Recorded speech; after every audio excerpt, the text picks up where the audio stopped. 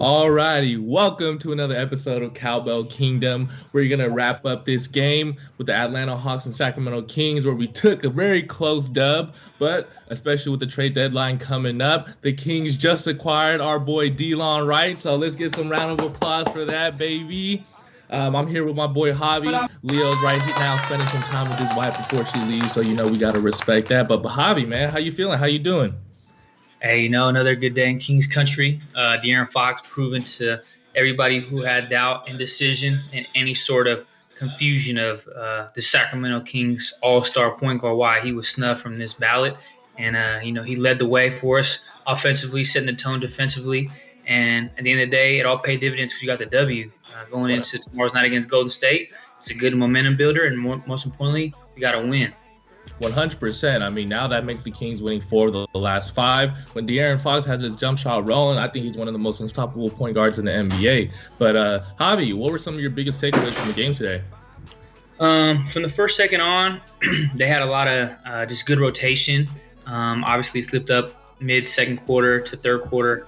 Overall, they had a lot of, as you would say, just overall consistent offensive concepts they displayed. Buddy Hield played so-so. If you go look at the stat line right now in the game, I think De'Aaron had 34. Let me go make sure I double check because I know he got the free throw stripe a few times at the end. If you look at the box score currently, because Buddy, he provided only 14, but De'Aaron 37 and 40 minutes, only had 2 rebounds and 3 assists. But again, this was a game that you see, Harrison only had 9. Halliburton played very well, 17, 5, and 7. But again, when you don't have Hield and Harrison going for 15 plus each, he has to pick up the load. And in the second quarter, they got going defensively, putting on the clamps compared to the last outing they had against Atlanta on the 13th of March. The third quarter, they made a little bit of a run. Atlanta did against the Kings defense, had some bad rotations, bad communication, some timing lapses. In the fourth quarter, before the third, the Kings had extended their leads. I think they went 85-74. It was 96-85, but they were up 11 going into the fourth. They gave De'Aaron a spell, gave him a break, and they slipped. Cut it to 4, and they put De'Aaron right back in the game. And luckily, he came in and closed it and finished off the game, finished the deal. But on the court, you see they need some bench help. And hey, McNair made a good move today. After the game, we seen they acquired a solid backup point guard for not a whole lot. So I'll take the win and I'll take the acquisition. Most importantly. 100%. I mean, it probably didn't work out this way, but I'm pretty sure McNair was sitting in his seat watching this game, watching Cory Joseph just play bad, and was like, hey, let me make this call real quick to Detroit and see what's good with it. My big takeaways from the game is, obviously, we can't emphasize this enough. De'Aaron Fox had another spectacular night. He's arguably, a top 10 point guard at this point in the NBA, and he's just going crazy, especially when he has that 3-ball rolling. Just like I said, he's pretty unstoppable. I think, this is the 4th or 5th game Tyrese Halliburton starting, and we're seeing kind of like this small lineup with, Fox, Halliburton, Buddy at the 3, and Harrison Barnes at the 4. Unfortunately, Richaun Holmes did get into foul trouble early. I mean, Clint Capella had a monster game. But I think with that being said, I mean, Richaun Holmes, it's hard, man. He's such an energy guy and is able to, get to his spots. But at the same time, when you are a 6'9" center in the NBA, it's just bound for, a guy as long as Clint Capella to get rebounds and just ball out like that. But he healed. I mean, he was up and down in this game. I know he had a couple decision-making mistakes down the stretch, but I think, when he is knocking down that 3-ball, I mean, it kind of did counteract Kevin Huerter in a sense like that. So, I mean, we got the W, so that's all you can be happy about. I think something I wanted to address with you, Javi, is the playing minutes of Metu and Justin James. I mean, Metu came in, had a quick 7, and then he just started dropping the ball. What are your thoughts on that? I think, what Luke is trying to envision in his bench play is he's trying to find energy. And I think he's trying to find it by any means because I don't know what Jeffries did to get in the doghouse. Maybe he ate McDonald's in front of him. Maybe he took a water bottle and just did something abnormal and put some beer in it. I don't know what he did, but I don't know how he doesn't play. In the day, Justin James is an energy guy. Metu's an energy guy. He's trying to find some high energy, high volume, high efficiency in regards to activity rate on the court, whether they're active productively or inefficiently or not. They're trying to find guys in the defensive end that can make a difference when they have to spell the starters from their bench, because their bench play has been not only subpar, but it's been very poor defensively in regards to what they put on there and display with their bench players. Justin James, a high energy guy, as well as Metu. Obviously, Metu came and scored a quick 7 in the first part of the game, regardless of when he was entering the floor. Put in for spelling Harrison at the 4 position, a power forward. But you see, it's not something that can last. And I like the energy from Justin James. I think they're trying to display him, if anything, showcase him. Metu's, I don't know if he's on a 2-way, but I know he's one of the last guys that made the roster. But again, you look at this roster overall. The acquisition of Delon Wright tells you a lot, because everyone's like, tank. Delon Wright's not young. Delon Wright's 28. Delon Wright is a backup point guard that's, I won't say proven, but he's definitely a capable player. And most importantly, they're trying to find length. Delon Wright's 6'5". Cory Joseph is 5'10" with the shoes off. They're trying to find length. They're trying to find some athleticism. They're trying to find playmakers that can change the game changer from the bench standpoint, from a reserve standpoint. Luke Walton is picking literally needles from haystacks, trying to find some bench production outside of Halliburton, who's now a starter, and you find Hassan Whiteside. I mean, he missed probably 10, 15 games because of the protocol from the coronavirus, et cetera, injury, whatever may have you. Bielitsa, I think he didn't play tonight because they're going to try to pull the off tonight. They don't want to get him injured. They definitely want to deal him off because they're not going to re-sign him.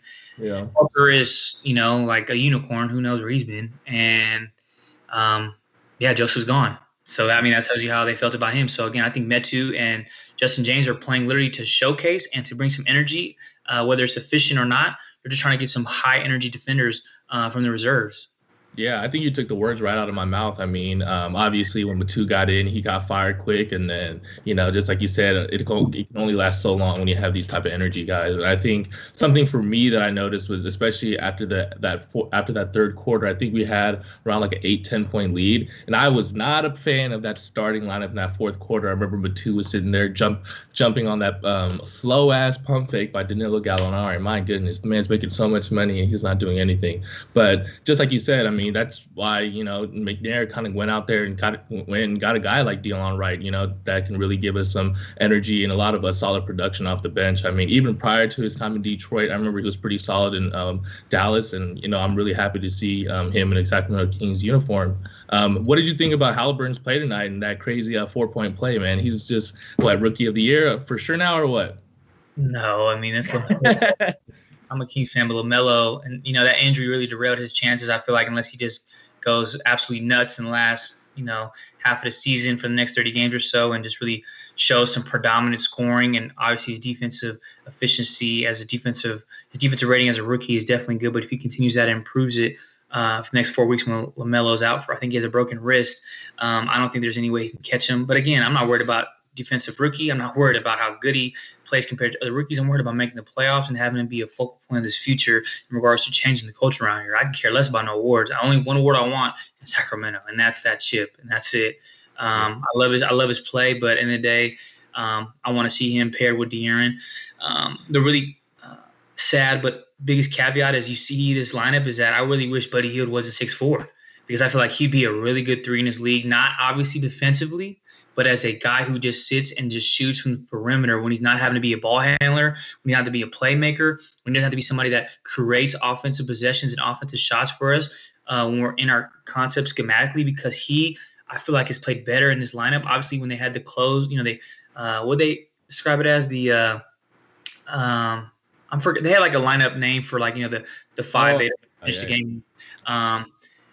It comes as if like they are so much better and so much better suited when they have the likes of Halliburton and De'Aaron in the backcourt, when they're having a Buddy on the perimeter playing the 3 position, just shooting threes. There's so much more well-rounded, but they really play in sync when they have Harrison and Rashawn in the paint, in the interior. Obviously, they're a little undersized, but again, they just play better when he's there. But he obviously so undersized as a 3, a small 4 per se, 6'4", 6'4.5". How long is that really going to last? But overall, Halliburton, I feel like he's their future shooting guard. I love Hield's ability to stretch the floor, give De'Aaron space, and most importantly, he's one of the best, if not top 3 3-point shooters in this game at its current time in the NBA. Yeah, 100%. You look at Halliburton's game today, and I think it's just, a more case for him in terms of how efficient he is. I don't know if he's still at this junction, but with the kind of like a 50-40-90 type season that he's having, You kind of talked about it and spoke on it about just De'Aaron Fox playing alongside Tyrese Halliburton. I think when they are playing together, it allows De'Aaron Fox to play without the ball. You know what I mean? He's like the heart and soul of this team. So any break or relief that De'Aaron Fox can get, I'm so happy that Halliburton's able to provide that. I think, yeah, Halliburton running the plays through him, I think our offense just looks so much more fluid. And I'm just really happy to see that, Halliburton's just excelling in this system. But with that being said, I think, just to kind of address the Rookie of the Year conversations, I mean, I obviously LaMelo was running away with it before his injury, but I think it's going to be really hard for him to win that award missing basically the next half of the season. So, I mean, if Halliburton stays in the starting lineup and keeps scoring like this, I don't see any reason why he can't win the Rookie of the Year. It's super exhilarating seeing kind of, just the smile and pure happiness out of Tyrese Halliburton when he's making these plays and having these steals like that. And for the OG Kings fans, he reminded me a little bit of like, a little bit of Kevin Martin back in the day, a little bit in the face, man. This guy just, makes you so excited and happy to watch Kings basketball again. Another topic I kind of wanted to touch on was towards the end of the game, Luke Walton decides to start fouling Clint Capella. What do you think about that? And do you think that was a good idea? Well, first thing before we get into that, only thing Tyrese is missing is the curly fade with that really unorthodox shot. But hey, he ain't missing. He has a great unorthodox shot, and as long as he can hit a game winner against the Spurs in Game 3 in the playoffs, in a playoff series, I'm good with him being the Kings. Yeah. I like Kevin Martin in Sacramento. He just got the short end of the stick and at the end of the Adelman era. But I'm not a fan of it. You hear Christie. I love Doug Christie for what he did as our starting shooting guard for all those years, as well as what he's doing as an announcer. But to say he's had success, I mean, when they did that against Capella the first time, he was, I think, 8 for 10. I mean, he didn't shoot horrible is what I'm saying. Those are intentional fouls to make, big missed free throws. I mean, he made 1 for 2, I think 3 for 4 overall. Either way, I'd rather just play defense. Like, make them earn it. Like, granted, he has to earn the free throws, but if he makes both, we gave him a free 2. Like, that's an easy deuce. And at the end of the day, I'm not here to play easy. I'm here to play hard. I'm here to play fast. I'm here to play physical. And maybe that sounds like I'm being too over the top. In the day, I like to see the Kings make opponents earn the dub. And Clint Capella, wrong, right, or different, might be a bad free throw shooter, but he's a top 5 center in his league. And if he is in clutch time, I mean, I remember watching him against the Warriors, and they were – I don't care. Nobody says, yeah, they lost. They lost fair and square. There's no injury caveat or injury this or injury. No, they lost. But he was a focal point of why they played, and they're so successful in those series against the Warriors because his presence in the interior was invaluable. And I don't like the whole hack Capella because in the day, make him earn it from the stripe. If he gets fouled, truly not a premeditated foul or like, hack him, put him on the line. That's miss me with that. I'm good off that.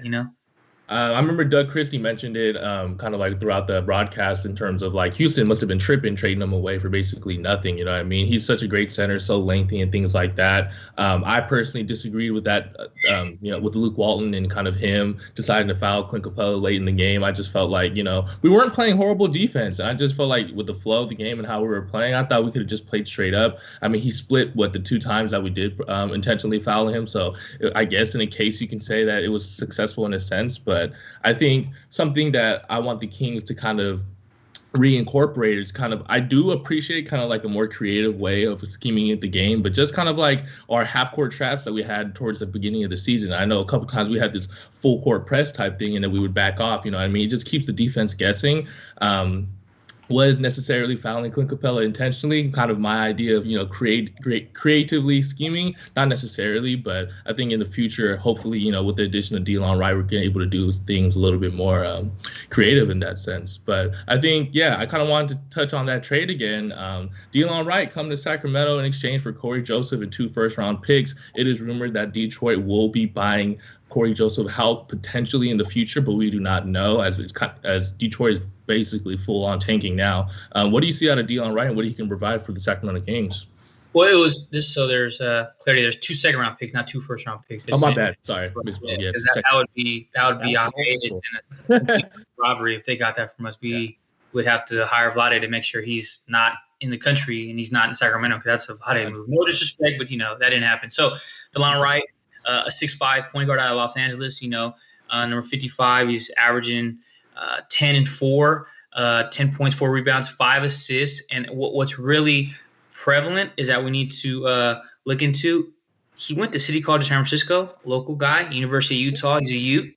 But most importantly, I want to see his contract, because what I'm seeing here from my research, he's 1.5 in 2016. I don't think he's 1.5 million. I need to look at his cap number. But in the day, he's a lengthy, he's a athletic, and most importantly, he's a versatile combo guard. When we had Cory Joseph out there, he was on an island because he can only play one position, the point guard position. Delon Wright's a combo guard that can come in and really set the tone for us in regards to him being a guy that can spell not only De'Aaron, but can spell Halliburton, can spell Buddy Hield, and he doesn't have any just false step, misstep to where we have a sort of backseat taken offensively, defensively, size, anything we have to cover and defend on the perimeter, because he's not a guy that's going to be overmatched by any guard in this league unless they're, a Brandon Ingram's per se.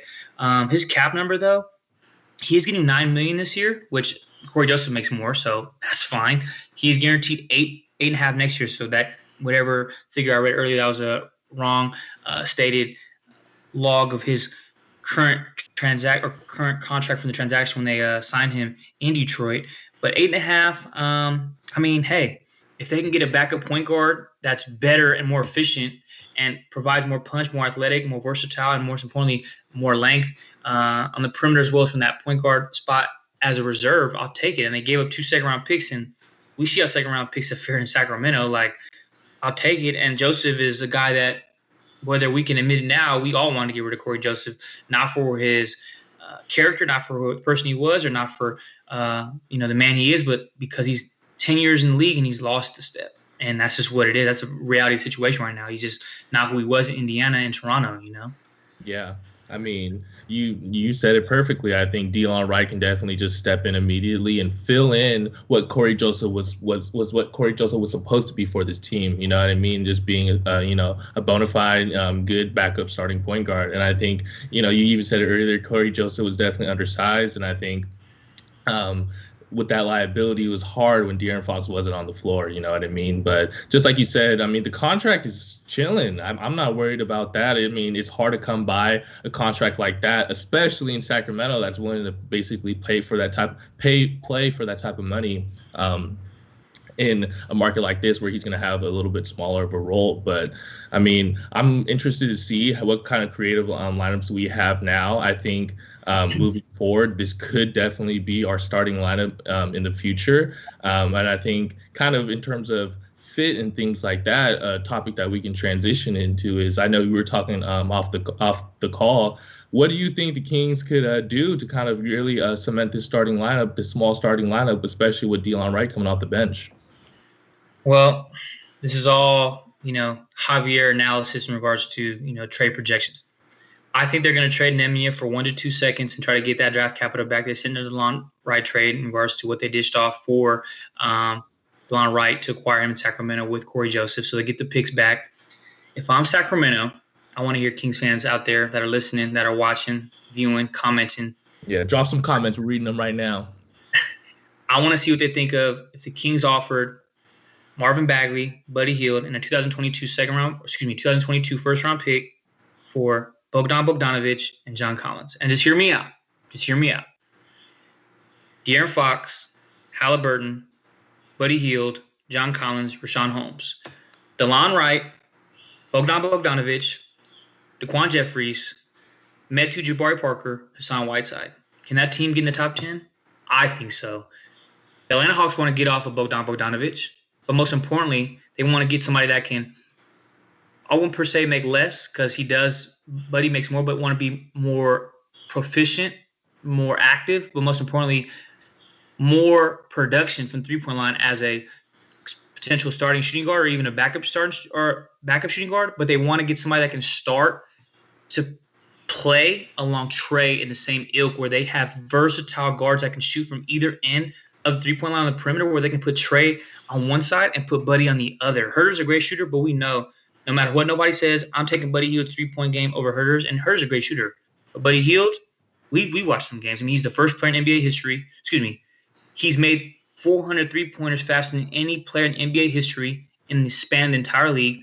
He's made 400 threes, like I said, the fastest in NBA history, but he's made, most importantly, the most three-pointers ever in his first 4 seasons in the NBA. So the fastest player to 400 threes in the league. Please hear me on that. I've said that 3 times. That's incredible for a Sacramento King.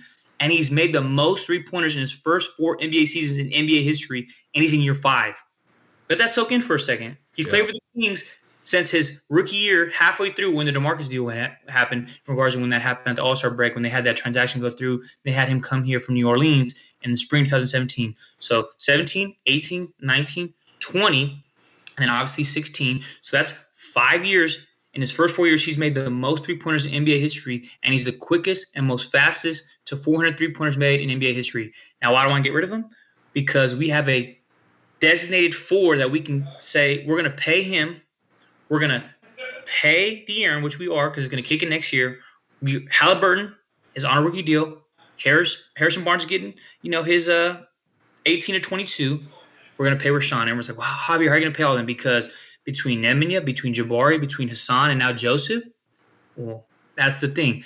Even without Joseph's contract, Hassan, Jabari, and Nemanja, that's 7, 6, and 2. That's $15 million right there in cap space, because the 12 was going to make it $28 million they're going to have available in the free agent market because of Cory Joseph's contract. Now they're going to take Delon's contract on, which is still $8 million. So the difference there is about 5, because Cory Joseph is making about 12 to 13.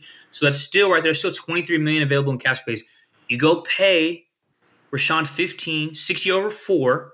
So that puts the 15 between the Hassan, between Nemanja, between Jabari Parker. Then the 4 to 5 million, then the additional $8 million you have from Delon's, $5 million difference between him and Joseph. You go get yourself a backup 4, backup 5 in the offseason.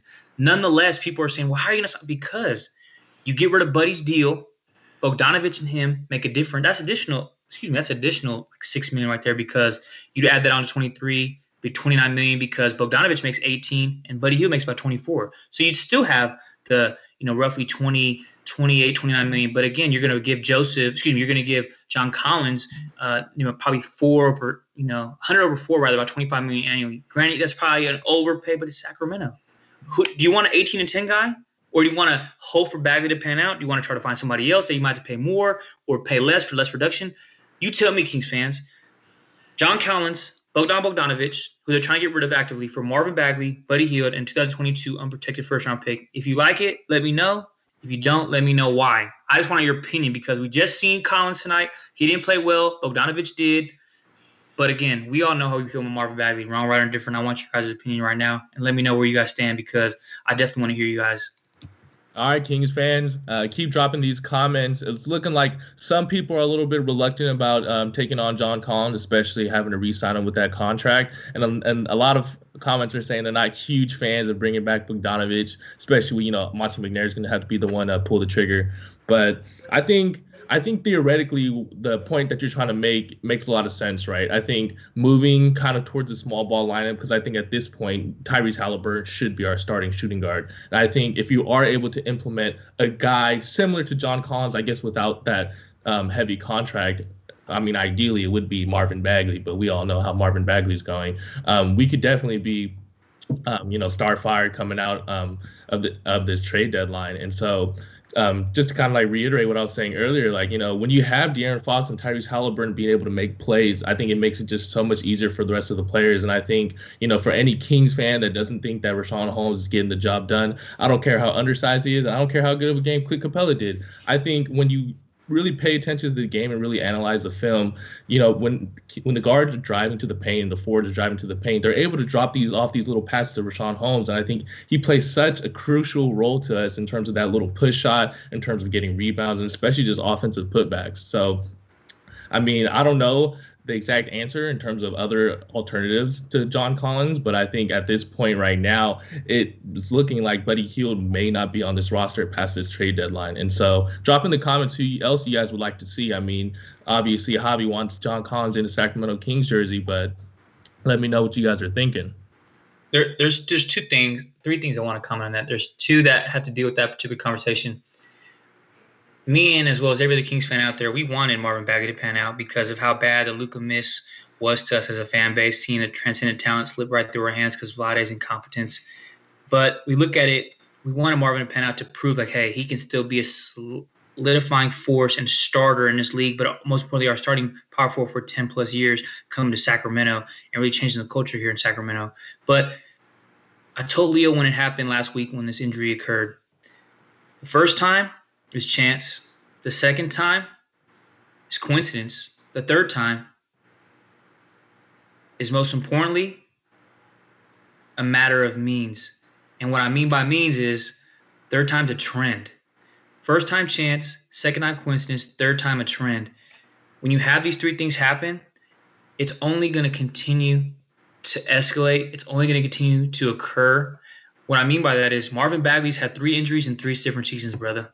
It's not going away. Like, unless he gains 30 pounds, unless he puts on, a whole bunch of muscle, it's just not going to happen. And it's not that I hate to hear it. I hate to see it.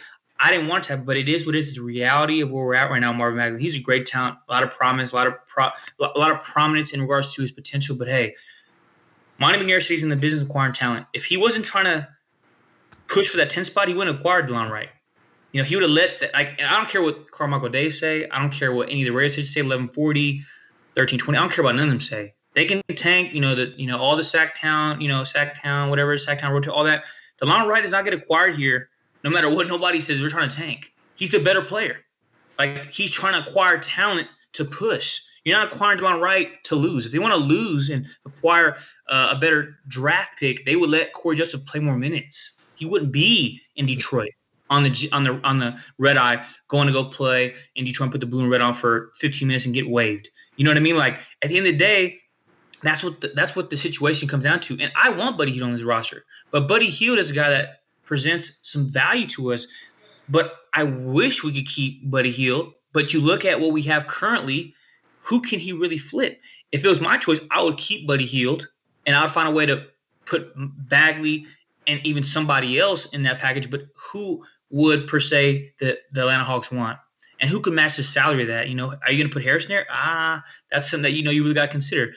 But secondly is that Rashawn Holmes wants to be a Sacramento King. He wants to be in the 916. Kings fans, listen out there. Listen to what he wants to be a King.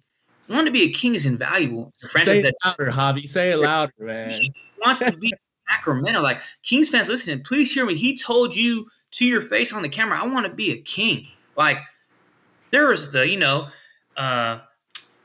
just numerous players that, whether they got traded here, whether they were acquired here, whether they were drafted here, like, I'm not coming there. Like, you just look at Jason Terry. You look at the big man they drafted 12 years ago or so, Jason Hawes. Like, he didn't want to be. These guys didn't want to do nothing with the city of Sacramento. Rashawn Holmes looked at you in the camera in your face and came to you and said, "Hey, man, I want to be a King." Like, that alone should tell you, with his production, with his heart, most importantly, with his dedication to the city, he needs to be here. And it ain't unjustified where you think, oh, he's okay. He's giving you everything he has every second on every time he's on the court, every time he's in the game, on that floor, he's giving you everything he has, every ounce of Rashawn Holmes on the floor every time he takes the court.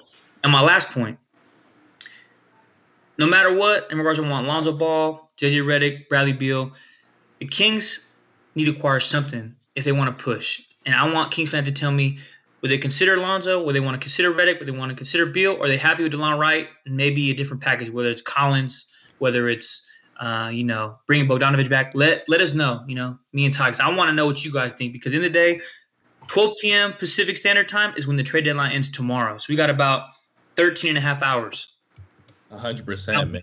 I think, yeah, it's tough. We're in a really tough position right now, because for any Kings fans that were Team Tank, I mean, I'll admit it right here, but like when we went on that 7-8 game skid, I was Team Tank, because I just felt like our current roster wasn't going to be good enough making it a push. But I think now with this, actions speak louder than words, and with Monty McNair making this trade for Delon Wright, it just goes to show that we're going into that direction of wanting to, at least make that playing tournament. And so with that being said, we have to make another move, just like Javi mentioned, in order to kind of really put us over the top, because as of right now, it's not looking like it. I mean, I just want to shout out a couple of the comments. They're shouting out some old Kings players like, Jason Thompson, Spencer Hawes. I see y'all.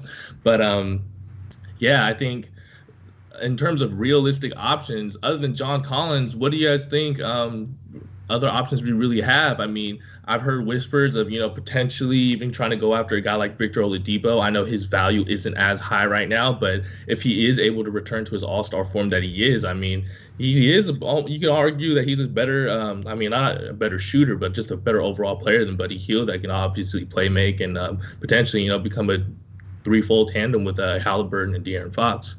Let's see what the chat's talking about. What'd you say? Who'd you say that was? Who are you saying? Victor Oladipo. You'd consider trade for Oladipo, brother? I would. I think if. Let him walk? Are you talking about for this 1 year rental? Technically, he's not gonna resign to Sacramento. He turned down $50 million from Houston. But Houston's tanking. Brother, I'm a Kings fan, but let's not put the Kings and the Rockets in the same category right now. One's higher than the other. The Kings and the Rockets, in regards to the perception of the league, ain't much different. You think if the Kings offered him $30 million a year, he would resign here, which is a way overpay? He'd probably still say no. I mean, you got to think, what are you gonna trade for Victor Oladipo right now that you're gonna give up, and then you're gonna lose Oladipo in 2 months, 3 months? You know what I mean? Like 3 months. I can't see that, man. I cannot see that. I cannot see Victor Oladipo unless you're gonna say we're trading for you with the sign and trade extension offer and that you're agreeing to. I can't see that, man. I mean, I can't see it. But, I mean, maybe you feel different. I just, I cannot feel comfortable trading for Victor Oladipo knowing that in 3 months, all right, Sacramento, it's been real. I'm going to holla at you. No way, if, ands, or buts. I'm comfortable 80% trading for Bradley Beal, who's going to be here for 18 months, who could leave in 18 months, trying to commit to stay in Sacramento. I'm not going to pay Victor Oladipo for the remaining time of his tenure in Sacramento for 80 days? No way. Not a chance. No. It's just got to be that mentality in terms of just win now and trying to go after a guy that can potentially make that change. Well, trust me, Javi, we're on the same side. Do I think Victor Oladipo is anything of his former self? No, I think he is a shell of his former self. But with that being said, I do think that he can obviously become a playmaker and potentially, you know what I mean? Let's say if he does have a little trial run here in Sacramento and we make a crazy playoff push, I don't see any reason why he wouldn't want to return. And especially if we're willing to pay him the big bucks and he's able to turn into something. What I'm trying to say is there's not a big market out there in terms of just other players for us to acquire that can really put us over. I mean, you mentioned John Collins. What other particular players do you have in mind that we can trade for right now? Bradley Beal. Bradley Beal's not coming to Sacramento. I'm sorry, Javi, but he's not. Why not? But why not? Why not offer him Halliburton, Hield, and 3 first-round picks? Why not? Tell me why not. I don't think Washington already said that they're not trading him. He's off. The Kings have said a lot of things. The Warriors said a lot of things that didn't happen. I mean, But this is what you want. They want to tell you that they want to do something that they really don't. Huh? This is Bradley Beal, a top 5 shooting guard, and they're not trading Bradley Beal. The Wizards are like 13th in the East, brother. Excuse me. They made up some ground. They've had some success of late. Let me go check where Washington is in the standings. Trust me, I hear you, Javi. But Washington has made it very clear, and Bradley Beal has even publicly said he doesn't have any intentions of leaving Washington. Does he have a no trade clause? No. So they're 13th in the East right now. They're 15-27, and they've lost 2 straight. They're 2-8 in their last 10. I mean, Javi, I'm on your side. Theoretically, yes. I mean, it'd be great to acquire a top 5 shooting guard, but he's not leaving Washington. He's not. Like I said. This is a Javier exclusive right here. No, Javier stigmatism. Chance. Second time's coincidence. Third time's a trend. Cannot rely on Marvin Bagley. Whether you want to call it a trend, whether you want to call it anything in regards to a pattern that you want to put out there. First time's a chance. Second time's a coincidence. Third time's a trend. Being in the pattern that Marvin Bagley is and the pattern he's taking to consistently get injured, the pattern is going to consistently get injured and consistently get hurt because he's going to be an injury-prone player that always gets hurt no matter where he's at, no matter who he has representing him, no matter who he has in the medical field in regards to medical staff that they have as their medical doctors, medical therapists, medical trainers, medical staff, etc. But we need to see that the Kings need to acquire a star next to De'Aaron. And I'm not saying it'll happen, but if I'm Sacramento, and I love Buddy Hield, but they don't have the means to trade a whole lot else, I'm calling the Washington Wizards and I'm offering them Buddy Hield, Tyrese Halliburton, and 2-3 first-round picks for Bradley Beal. And I'm still going to find a way to call New Orleans, and I'm going to give them Jabari Parker or Nemi Bjelica and maybe Hassan, whichever they need. No, probably just Parker or Bjelica and a future first-round pick in 2023, whichever year we can, for Lonzo Ball. And they'll take the pick. We get Ball, and I'm running it with De'Aaron. I'm running it with De'Aaron, Bradley Beal, Harrison Barnes. My forward would be Bertans because he'd have to come to the deal to make the contracts match in the Washington deal. Rashawn Holmes, and then I'm having Lonzo Ball with Delon Wright, Jeffries, Metu, and Hassan Whiteside. That's what I'm doing to push for a top 6, top 8 finish. They're 19-25. Granted, that might be a huge stretch, major reach. That's what I'm doing because I didn't even talk about Bertans. He would have to be in the deal to make the Buddy Hield Halliburton contracts match. And they give Bert. I mean, if they're going to get rid of Bradley, they'll get rid of Bertans. You might think there's no way in heck they're going to trade Bradley Beal at this particular time. They're 15-27. I mean, they're not winning with Russ, Rui, and who's the other guy they have? Bertans. And yeah, they're not winning. I think that Bradley Beal would win with De'Aaron, Harrison, and Rashawn. I think so. With Delon, with Jeffries, with Lonzo, and then you add in, Hassan and either, Metu or Bjelica, which I think Bjelica's going to get dealt. I wanted Redick, but now he's probably going to get bought out. And also with Joseph being traded, they don't have that salary. And I'm not going to trade Delon for Redick. I mean, maybe in the day, I'm okay with that. I wanted Redick to provide some punch from the three-point line, from the perimeter. But you tell me right now, if they had De'Aaron Fox, Bradley Beal, Harrison Barnes, Bertans, Rashawn Holmes with Lonzo, Delon Wright, Jeffries, Metu/Parker, Hassan Whiteside, that's on a top 8 team in the West? Javi, in any world that Bradley Beal is in a Sacramento King uniform, I'm happy. Okay, I don't care who we have to give away other than De'Aaron Fox. I just think realistically, it's going to be really difficult moving a guy like Bradley Beal and for them to take an aging Buddy Hield in return. I mean, obviously the 2-3 first-round picks would be nice. Tyrese Halliburton would be nice, but they also have Russell Westbrook on the books, and so that's going to be really tough to move in itself. I don't know if they want to, fully kind of enter that rebuild. Obviously, they're not having the season that they want, but I think Bradley Beal has a good relationship with that Washington organization. So, I mean, obviously, it's nice to think optimistically, like, yeah, let's see Bradley Beal come to Sacramento, but I think we also have to consider that Bradley Beal, I don't know if he'd, I'm not sure. We have to double check on that no trade clause, but I don't know if Bradley Beal, especially with that good relationship he has with the organization, would give a thumbs up to a trade to Sacramento. I think if anything, he'd want to go to a more contender as opposed to, us making all these moves. But Javi, I do think your idea is a very good idea. What do you guys think? Drop comments. Could you guys see Bradley Beal and Lonzo Ball really putting this over? Because I think that's a really good theory if that was to happen. A couple people. Oh, go ahead. What were you saying? And Delon Wright as well. Yeah, Delon Wright. Yeah. With Bertans, don't forget his stretch for. Oh, yeah. 100%. So a couple names I'm seeing in the chat right now. We got Malcolm Brogdon. Do you think he could be a valuable asset to Sacramento? Yes.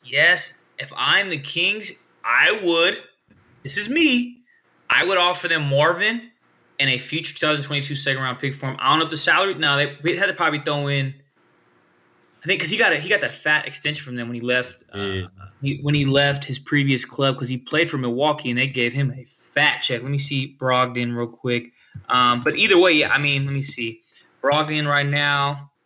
I mean, yeah, yes, I would. I mean, there's no ifs, ands, or buts. I just would want to see. Let me check real quick. Would you be willing to throw in a first rounder for Brogdon? I'm not about picks, I'm about players, bro. Like, end of the day, I'm a college football player, and I'm about availability because that's the best ability in this league, in any sport. The best ability is availability. I want players that are active, that are proven, that are about this game today. I'm not worried about tomorrow. I'm not worried about 2023. I ain't worried about 2025. I'm worried about 2021. Yeah, if you want picks, go be my guest. But show me what franchise has won with the timeline theory, with the tanking intentionally, with the trying to acquire picks. Because if you say the Philadelphia 76ers, they still ain't won that ship with that tanking prize. I don't care how good Embiid and Simmons are. How many finals they been to? You know what I mean? I'd rather be Philadelphia right now if I'm being honest, though. Ooh. Okay. I mean, but I mean, in the day, they still ain't won the chip. And they ain't winning it this year. They ain't beating the Nets. They ain't beating the Lakers. They ain't beating the Clippers. And respect to them. They still ain't gonna win it. They ain't gonna win the East. Man, hey, Leo and I were talking earlier. I don't know, man. If they go snag that boy Kyle Lowry, I don't know. They might. Those are exactly. That's a trade though. Yeah. With the tanking model of the Nerlens Noel, the Simmons, the Okafors, the Embiids. They had one more player they got in. The whole tank for picks, tank for players. They didn't do a whole lot with that. I mean, granted, yeah, they might have done a little bit with having some good talent, but they ain't win no chip. They ain't been in no NBA Finals. When they won NBA Finals, they played in. You feel me? Like, no. Ooh, I got it. What were you gonna say? I was just saying. I was just gonna read some of the chat. A lot of them are saying, Buddy, Bagley are future first for Brogdon. Brogdon's not going anywhere. Someone said Halliburton for Brogdon. I don't know what they've been smoking today. Ain't no way. What about this? Hold on. What about this? Hold on. Let me see what y'all think about this. Hold on. You tell me, Kings fans. Maybe I'm tripping. I don't care. It's the night before the trade deadline. I'm just trying to see what's good. Hold on. I'm putting it in right now. Let me see if it'll work. Speak your mind, man. Say whatever. We got all the theories coming out. Okay, let's see. Would you guys, if Jabari Parker, Buddy Hield, Marvin Bagley are 2022 first-round pick for Sabonis and Brogdon? Oh, 100%. 100%. Would the Pacers do that? I don't know. I'm just saying they get because they're not gonna. I mean, I don't know. Are they gonna? Did they extend Sabonis? I think that they did, but especially with Karis LeVert just getting. Yeah, he got 19.8. Yeah. So, I think Indiana is basically just gonna stay put at this trade deadline. Just try to run it with them.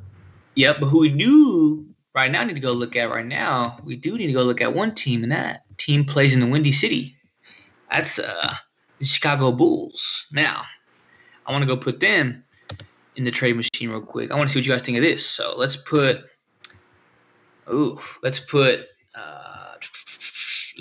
Markkanen. Let's just make it simple then. Would you do Lauri Markkanen and our 2022, Lauri Markkanen for Marvin Bagley and our 2022 first round pick?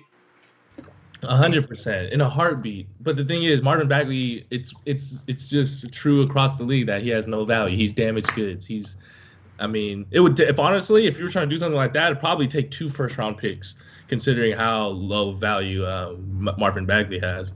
Someone else mentioned DeMar DeRozan. I think DeMar DeRozan would be really, really interesting here in Sacramento because I think that, sometimes, especially when Fox – I think Fox plays best when he is a distributor. Obviously, he can score the ball, but I think he just makes him so much more dangerous when he's able to get other people involved. So the only issue with DeMar DeRozan is he requires the ball in his hands a lot. So it's going to be a lot of dumping him to the post and having him work there. I know he's been playing a lot of power forward for San Antonio, but it'd be interesting. I guess in terms of flipping Buddy Hield, and then it'd be kind of similar to your John Collins theory, Javi, where it'd be kind of like a Fox, Halliburton, Barnes, DeMar DeRozan, and Rashawn Holmes. What would you think about that? DeRozan's 33, brother. I don't want DeMar DeRozan. I don't want anybody. I don't want anybody that is 30 and up. 29, and I don't really know nobody. I don't want nobody older than 28. I'll take a 29-year-old because Harrison Barnes will be 29 this year. I just ain't in the ilk of trade for 30-year-olds because I don't care how good DeMar DeRozan is. How long is he gonna be in Sacramento? 2 years? Maybe 3? You know what I mean? Like, I'm good. Like, I like DeMar DeRozan's game. If DeMar DeRozan gets us to the playoffs in those 2-3 years, I'll take it because it's been a whole goddamn time. I was born in 2001. I wasn't even old enough to see the last time the Kings were in the playoffs. I was a little baby at that point. So, if he takes us to the promised land, I'm happy with it. You were born in 01? Yeah, I was born in 01. Oh, DeMar DeRozan was 31. He'll be 32 in August. That's not too bad. He got a few years in him still. I'm good off that, man. But that's just my opinion. I want you guys to think about this trade. So what about Marvin, Buddy for Porter and Markkanen, and we throw in an additional first-round pick in 2023? Javi, there's no way Chicago does that trade. Like, what do they get out of it? Markkanen, Porter? And a first-round pick? Dude, both of their players are better than our players. And, all they're getting is a first-round pick to compensate for that. Yeah, bring Otto Porter and Lauri Markkanen here to Sacramento, but I don't think there's any way Chicago says yes to that. I want to see what the Kings fans think out there. That's what I was telling. Yeah. Well, yeah, drop some comments. Let me know what you guys think. I know someone speaking about the Bulls, David mentioned only if we got Levine. I think this is going to be my hot take. I think if Levine were in the Sacramento Kings jersey and replaced basically Buddy Hield, I think we would be like I think we'd be probably like a 5, 6, 7 seed. I think we'd be guaranteed in the playoffs at that point because I think Levine is gonna fill whatever exactly what the Kings need. I think he's a great playmaker. He's a shot maker, and I think especially down the stretch when teams are doubling Fox and things like that. Zach LaVine is a proven all-star. He's gotten better every year, and I think what's unfortunate for him is he's just been stuck there in Chicago. You know what I mean? And he hasn't played alongside anybody great. I mean, name the guys: Kobe White, Lauri Markkanen can't stay on the floor. Wendell Carter is not even starting anymore. So who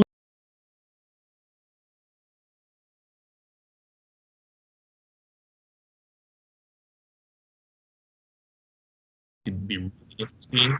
Realistically, do I see that happening? No, but I do really like Levine. So shout out to David for that comment. This is how I see Levine in regards to the Kings. We know, and rewind the hands of time, Vonnie knew he messed up not taking Luka because he offered him that max that year he was a restricted free agent in 2018, and they matched. He knew I should have got that score next to De'Aaron. If they got Zach LaVine, I had a few videos on here with a mega deal for LaVine because if they paired him with De'Aaron with Halliburton, woo, it would be a. Let me put the chart there for LaVine. Let me see what y'all think. I want to also hear, like I said, Buddy. Can y'all hear me? Yeah, what's up, brother? Leo's in the call, baby. Leo's in the call. What's up, y'all? Y'all crazy, man. I love listening to y'all go back and forth. That's Cowbell Kingdom at its finest, man. I love that. That's right. Trying to set the tone, Hey, set the tone on both sides, man. What a trade. What a great win. Say no to tanking. Get your merch right now. Link in the description. Link in the bio. Hey, man, I got that energy. I got off the phone with some people.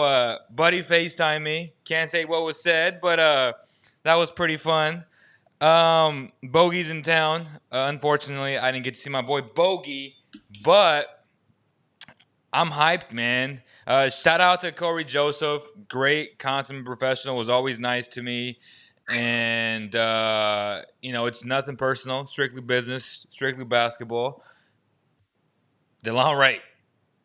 Amazing, insane upgrade. Now, there will be people that will say, well, how are you going to pay Richaun Holmes with Delon on $8 to $9 million next year if you don't make an additional move, which is they're hinting at Buddy Hield, they're hinting at Harrison Barnes. So in essence, there's a lot of people who believe that you got to get rid of Buddy or Harrison to make some cap space for Richaun Holmes this summer.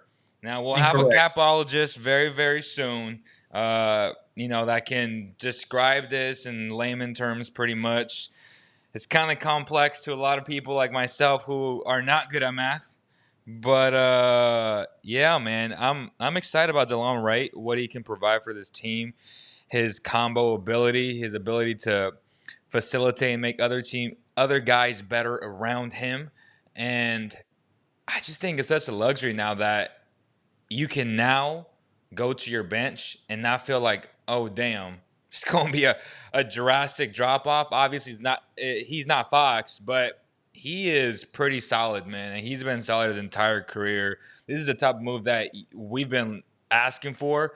I've mentioned Delon Wright on multiple occasions on this podcast for about a month now. Him and Mason Plumlee were the two guys, the two targets who I wanted from the Pistons, and I kind of knew where they were in terms of what would it take.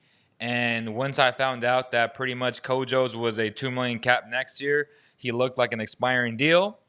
And who knows, man? Maybe they call him back and say, hey, I'll trade you Jabari Parker and 2 other second-round picks for Mason Plumlee. Like, that's not out of the question. So, and then that would be really good as well. But then you really run into the whole cap situation because, again, Mason also has an additional 2 years after this. I think the 30 years is a team option, if I'm not mistaken. I have to look back at his contract. But still, if this is the year where you want to make a run, play in tournament, if you add Mason Plumlee, you are now talking like, okay, I'm in this. I'm going for the 10 seed, 9 seed, whatever.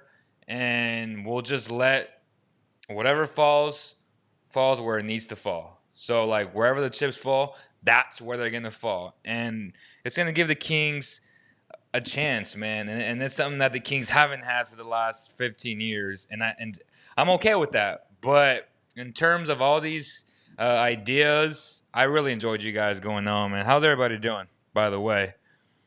Feeling good, man. We got that win, ready for this next 13 hours or so, brother. Trying to get this trade deadline booming, because business is booming in Sacramento right now. Absolutely. And don't forget, y'all gotta hit that like or dislike. There was about 90 people watching. We should have had 90 or, some type of disliked or likes that added up to 90. And right now we're only at 23. So y'all better smash that like or dislike, whatever it is, man. So what's the next topic, Ty? What you got? So you said the Bulls would trade what, Javi? Okay. I had 2 trades from Chicago to Sacramento. I had Marketing for Bagley in a 2022 second round. 2002. Lord Marketing for Marvin Bagley in a 2022 unprotected first round pick. Then he said no. I wanted the Kings fans that are watching, commenting to respond to that. Then I said Otto Porter, Lord Marketing for Buddy Hield, Marvin Bagley in a 2022 first round pick as well, unprotected for both of those transactions. And he said no for either. I want to hear the Kings fans' reactions to both those transactions, what you guys thought of those proposals. So that second one is Otto Porter, Lori Marketing for Marvin Bagley, Buddy Hield, and a first-round pick? In 2022. And then the Bulls is just 2 players, right? Yes, Marketing Porter for Hield, Bagley, and they get the 2022 first-round pick, unprotected. I mean, that's not a bad deal for the Bulls. Well, I said, that's what you think, Leo? I think in that case the Kings fleeced Chicago, and that how? Because Otto Porter and Markkanen have way more value across the league than Buddy Hield and Marvin Bagley. Well, I think they're switching. I think they're switching Markkanen for Bagley, not wanting to pay Markkanen, who did not agree to that extension. So they'll get off of that money. But then bring on another. I mean, they're getting rid of a big contract with Otto Porter as it is. It's not that lopsided, Ty. I mean, you're giving up a first-round pick that's unprotected. You never know with the Kings. Like, anytime you give unprotected picks, there's value in that. So, in that sense, it's kind of like that Lonzo Ball deal where if you're going to let Lauri Markkanen walk anyway because you still got Wendell Carter out there, then I'd be okay with getting a legitimate shooter who I can bring off my bench, right? And Buddy Hield and be a nice backup to Zach LaVine and play them together at times. And then also get that first round pick. Like, it's not out of this. Like, Otto Porter isn't what he was, in my opinion. Unless I'm wrong about Otto Porter. I think what it is Otto Porter's, a wing, and you know what I mean. It's hard to come by those in the league, and I think what we also have to consider is Marvin Bagley I feel like he has absolutely no trade value at this point. You know what I mean? He's just damaged goods, so that's why. I mean, if Chicago is willing to take a chance on him, shoot, y'all can have him. You know what I mean? But otherwise, I don't see that happening. So you don't see the value in an unprotected 2022 pick? I really don't, man. I mean, I think With what Chicago's trying to do right now, I mean, they just got Patrick Williams, they have Kobe White, they have Wendell Carter, and it's just, I feel like if anything, it's just one more first round pick, and you're losing. I feel like a really solid first round pick in Lauri Markkanen, or former first round pick in Lauri Markkanen, and a solid wing in Otto Porter. So they're 19 and 24. Solid wing. Currently, they are in the play-in. They're in 10th. They're in the 10th spot. And 5 under. Huh? They're 5 under. I mean, there wouldn't be nowhere near that in the West. They're 19 and 24. They're 5 under. Otto Porter's averaging 9 and 5. He's butt. He's not good. Yeah, he's averaging, let me see. 9.9 and 5.5 rebounds. I mean, he's not, he's... No, he's averaging 10 points a game. Okay, 9.9, if you want to be specific. Okay, 10 and 5. Okay, but he's not, he's not like, whoa! I want him. Like, no, he's going to be expiring. They're going to let him walk. They're not going to walk into his, agent's office and say, hey, I want to offer you 3 for 21. Or, 21 over 3. They're not going to offer him $7 million. They're going to let him say goodbye.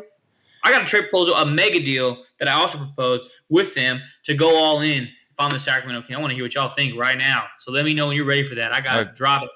Go ahead. All Kings fans listening, whether it's a stretch or not, if you're the Kings, would you be inclined to trade Marvin Bagley, Buddy Hield, Harrison Barnes, and 2 first-round picks, 2021, 2022, for Levine, Marketing, and Porter, and even throw in an additional first-round pick? And yes, the salaries do work. Would you be inclined to do that deal? You let me know. That's interesting. Because they're 5 under, and I respect your acumen, Ty, but I'm saying right now, this deal, whether they want to compete for a playoff spot or not, they get Buddy, they get Harrison, they get Bagley, and 2, if not 3 first-round picks. I would give them 2 and be like, why would you? Because you get Zach LaVine and Lauri Marketing. That's why you do the deal. Think about this lineup real quick. Just think, because we like the Otto Porter to some extent. You have De'Aaron Fox, Halliburton, LaVine, Marketing, Rashawn Holmes. Your bench, Delon Wright. You obviously have Jaquan Jeffries. I think the Kings make that deal. But I don't think that the Bulls make that deal only because they are a 10 seed and because they're just like us. They're trying to get into the playing game and potentially make a playoff spot. This is Chicago we're talking about, so it's not like a small market. If anything, there's more pressure on them to make it to the playoffs because they do have 6 championships over there, man. So Leo, that's old. That's ancient times, man. Like, name one free agent in Chicago. But players around the league still respect Chicago. Name one free agent that's prominently known in the league that signed with Chicago. Name one. Name one. Zach LaVine was traded there. Yeah, but still, like, if you matched him, he signed with us. He signed with us. And they he used that as leverage. Let's be realistic. But it wasn't like he was like, yeah, I want to be a Bull. He tweeted like, hey, bro, if you ain't messing with me, I'm out. Like, I'm going to sign with the Kings. Like, just think real quick. Just hear this out. De'Aaron, Halliburton, LaVine, Marketing, Rashawn, Delon, Jeffries, Porter, Bjelica, Parker. From a Kings perspective, it's a great trade. But okay, but they get 2 first-round picks. They get Marvin, they get Harrison and Buddy. I mean, I don't think they want to be bad for the next, 3 years, man. Like that. Would you make 3 first-round picks? Like that deal really puts you under, and being Chicago, like I said, just perspective on how players view Chicago and how front office members, and they have a new GM president from the Nuggets. I just don't feel like the ownership would say yes to that deal. There's just no way because you're giving up an all-star, and then they'd really be bad because not only would they be hampered from a salary perspective, because Buddy and Barnes are on big $20+ million, but they'd be bad. So, would you do 3 first-round picks? Yeah, I mean, obviously, I would think so. I mean, you get those type of guys in return. I just think, I don't think the Bulls move LaVine if De'Aaron Fox or Halliburton is not included. Yeah, bottom line, right? Unless Halliburton's in that deal, like that's the only way I'd see that happening. Hey, Liz, I'm gonna pull some out of my hat. I'm going to elaborate. I'm going to elaborate. That's the only way. This trade machine shit is as good as 2K. Man, I don't even use the trade machine. That is boo boo. You can't include my own intel. You heard? That's something about the Bulls wouldn't do. We're giving up too much. Yeah, man. I think y'all have had a great show. We're at the 1 hour, man. We're pretty much at the 1 hour mark of this show, man. Any final thoughts? There will be more transactions tomorrow. Hey, all I'm gonna say is every time I shoot a 3 now, I'm gonna hit the Halliburton. He was looking at the rim after that 4-point play, man. That boy Halliburton's the real deal. Okay. Any final words, Javi? Yep, I got one. Just give me about 10 got one. I got one. Just give me 10 seconds, all right? Right now. Y'all tell me what y'all think about this deal right now. I want all fans to listen because I already got the deal in my head. I want to see what y'all think about this. That boy Javi got another 10-player trade. No, 7 players. Buddy Hield, Tyrese Halliburton, Nemi Bjelica, Marvin Bagley, and a 2022 first-round pick for Otto Porter, Levine, and marketing. That works. Hold on. Don't say nothing. Hold on, Ty. Hold on. De'Aaron, Buddy, Levine, marketing, Holmes, Delon Wright, Jeffries, Porter, Parker, Whiteside. Top 8. Book it. No, easily top 8. I mean, you're putting. We give up Tyrese, Marvin, Harrison, and Nemi in the first 2022. It can't be this year. I don't care. We get Porter, we get marketing, but we get Zach LaVine. You heard me? You hear me? Hey, that's what I'm trying to do. I said it earlier with Bradley Beal. Hey, any scenario where Zach LaVine ends up in a Kings jersey, we good. All right, we chilling. Hey. No, I want the Kings fans out of that because is that practical? And would the Bulls do it? Would the Bulls do it? The Bulls want to do it, but why would they do it? Why would they do it? They got Halliburton. They'd consider it, but they wouldn't do it. With the first included? They need like 3 firsts, and they need. And then they're gonna be like, yeah, we need 3 firsts if we gonna start rebuilding. Equal trade, not a highway robbery. Come on, guy. I mean, we're trying to make this, fair each side. Hey, man. Even if you're a Chicago fan, you want Marvin Bagley, the damaged goods. That dude's like a. Oh, you get Tyrese Halliburton, Buddy Hield's replacement, and you get Harrison Barnes, and a first-round pick, and Nemanja. I mean, across the league, they don't love Buddy Hield and Harrison Barnes contracts. That's all I'm saying. Across the league, they don't love keeping Buddy. They get Tyrese and Harrison. So you mean tell me you're giving up Levine just for Tyrese and Harrison Barnes? And a first-round pick? What? Oh no, Zach LaVine's an all-star. My bad. I misspoke. It was Buddy Hield. But either way, I don't care. It's Tyrese, Buddy, Marvin, Nemanja, and a first for Levine, Porter, and marketing. I mean, I've included an extra first-round pick. I just want to see the Kings fans thought because if that lineup presented itself with De'Aaron, Levine, Harrison, marketing, and Rashawn Holmes, and you got Delon Wright, Jeffries, Porter, Parker, Weiss, that's a playoff team. And you might say, we're not arguing about the Kings' perspective. Like, that's a no-brainer to me. I mean, duh. 2 first-round picks. Yeah, 2 but picks from the Bulls' perspective, I just feel like the Bulls want to surround Levine with other, potential stars as well. And this ain't going to get it done. You know what I mean? So 2 first-round picks?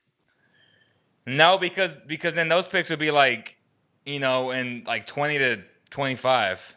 Yeah, with us winning technically at that point. With like us winning, yeah. It'd be between 15 and 20, at least for this year. Hell no. You put Levine and Fox together, those guys are killers, bro. Yeah. He just got Delon Wright for Cory Joseph. So, yeah. 1,000. Like, those picks are going to be like 20s. You're like, nah, we'll pass on that. But, yeah, man, I appreciate every single one of you guys for joining this great live stream. Shout out. Let's give a round of applause for Ty and Javier, man. They held it down. Shit was entertaining for sure, man. We appreciate you guys, and we'll see you guys very, very soon. Maybe in a couple hours. See y'all later.